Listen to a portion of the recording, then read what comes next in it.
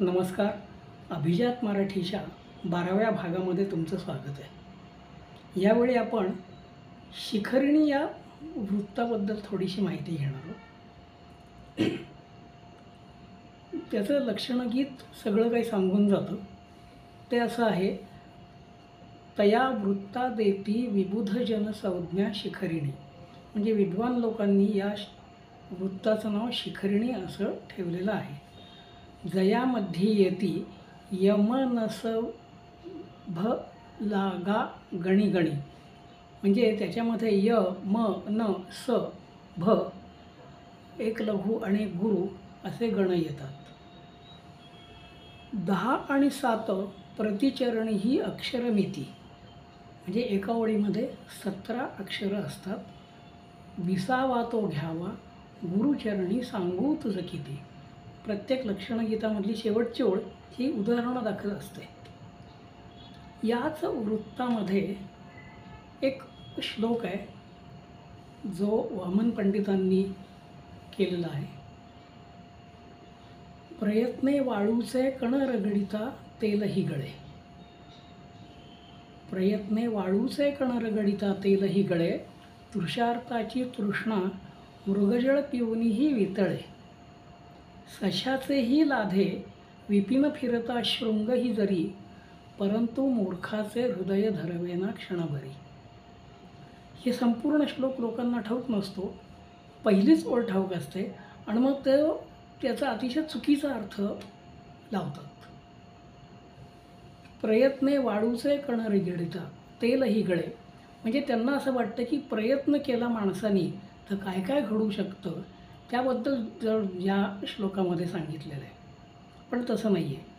तर काही लोक असं म्हणतात की म्हणजे तुम्ही जर खूप तेल रगडलत ना तर त्याच्यात वाळू तयार होते, कष्ट करत राहा.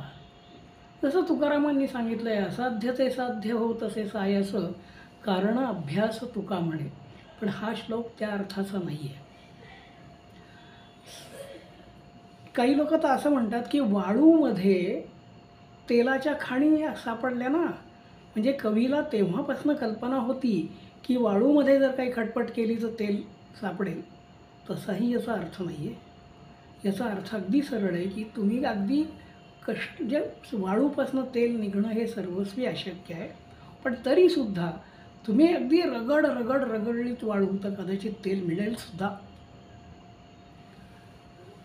मृगजळ हे आपल्याला माहिती आहे की असं उन्हामुळे लांबवर कुठेतरी असं एक आभास निर्माण होतो की तिथे पाणी आहे आणि हरणांनासुद्धा वाटतं की तिथे पाणी आहे, ते तिकडे धाव घेतात. ही कवी कल्पना आहे. आणि जसजसं आपण पुढे जातो तसतसं ते पाणी म्हणजे तो भास पुढे जात जातो. तर कवी म्हणतो की कदाचित असंही घडेल की ते मृगजळ पिऊन तृषार्थाची तृष्णा म्हणजे तहानलेल्या माणसाची तहान भागेलसुद्धा. सशाचेही लाधे. सशाला शिंग असतं का? असतं. अशक्य आहे. सशाचेही लाधे विपिन फिरता शृंगही जरी. म्हणजे जंगलात अरण्यात फिरलं तर एखाद वेळ ससा शिंग असलेला ससा सापडेल. परंतु मूर्खाचे हृदय धरवेना क्षणभरी. म्हणजे एखादा मूर्ख माणूस असतो ना, त्याला आपण समजावून सांगितलं, कितीही समजावून सांगितलं तरी त्याला ते समजणार नाही. त्या अर्थी हा श्लोक आहे. मूळ श्लोक भर्तृहरी यांचा नीतिशतकातला आहे आणि आपल्यासाठी तो मराठीमध्ये भाषांतरित केलेला आहे वामन पंडितांनी. याचा खूप कष्ट करा, खूप प्रयत्न करा असा अर्थ नाही आहे. जगामध्ये कदाचित अशक्य गोष्टीही शक्य होतील, पण मूर्ख माणसाला समजावून सांगणं हे सर्वस्वी अशक्य आहे असं त्यांना म्हणायचं आहे. पुन्हा एकदा वाचूया. प्रयत्ने वाळूचे कण रगडिता तेलही गळे.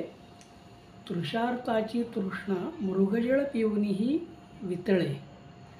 सशाचेही लाधे विपिन फिरता शृंगही जरी. परंतु मूर्खाचे हृदय धरवेना क्षणभरी. तर हा भाग कसा वाटला ते सांगा. लाईक करा, शेअर करा, सबस्क्राईब करा, फॉलो करा. पुढच्या भागामध्ये भेटू. तोपर्यंत नमस्कार.